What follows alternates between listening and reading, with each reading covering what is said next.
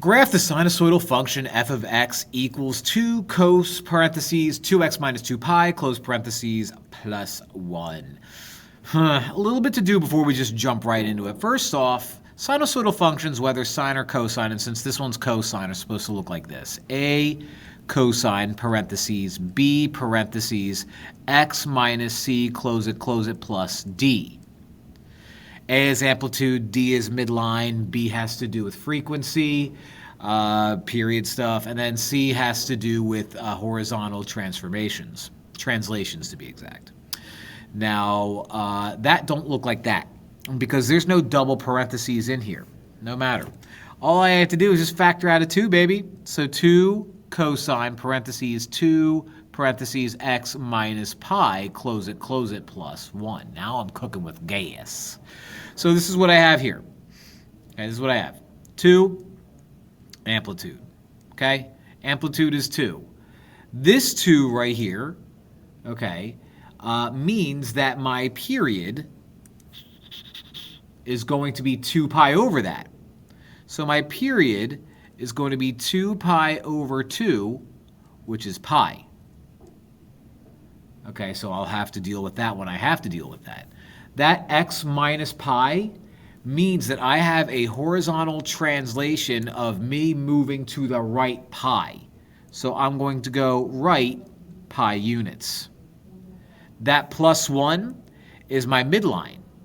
What color didn't I do yet? Green. That's my midline. So midline, or in other words, I'm going to go up to y equals 1 to have everything centered out. So let's do this. Let me recreate my xy axis by using my horizontal or my phase shift and my midline. So midline is positive 1, so green line is going to go right there at positive 1 like so. Okay? And then I'm going to use a purple horizontal line to represent that I'm starting things to the right pi. So my origin is now at this pi 1 point. Okay? So that's my new origin. Okay? Amplitude is 2. Amplitude is 2 means I'm going to peak out up here at 3, and I'm going to bottom out down here at negative 1. Now this is cosine. Cosine means I start up here and not on the origin. So I'm actually going to start at 3. Like that. It's going to go up and down, reset, up and down and reset. But where do I reset? Every pi.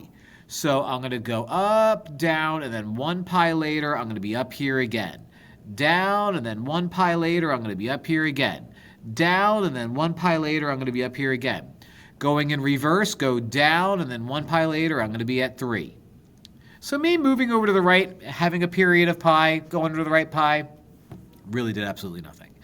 Now, if I start out at 3, and at the very tippy top at 3, and I'm supposed to bottom out at negative 1, that's going to happen halfway in between. So I'm going to put at every half a pi, or I guess a pi plus half a pi, if that makes sense, I'm going to put a dot there. So a pi later, dot there. Pi later, dot there. Go back, pi later, dot there. Okay, where am I going to cross this midline? In between these zigzaggy things. So I'm going to do my best to, right there in the middle, put dots there just to kind of reinforce my drawing, because as you're about to see in a minute, that is easily one of the worst things I am when it comes to these types of problems. Drawing these pictures out, I am awful. Let's make it purple. And here we are. See? Told you, not that good at these. Not that good.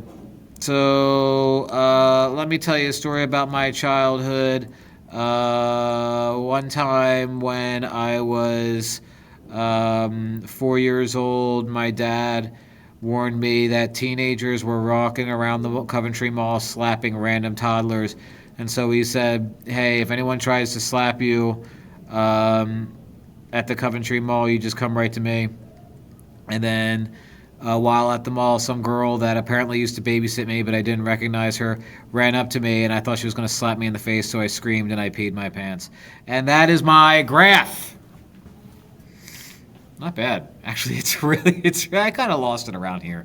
I think that's where my childhood trauma began to really take shape. But yeah, that's my picture. As awful as it looks, that's how it's done.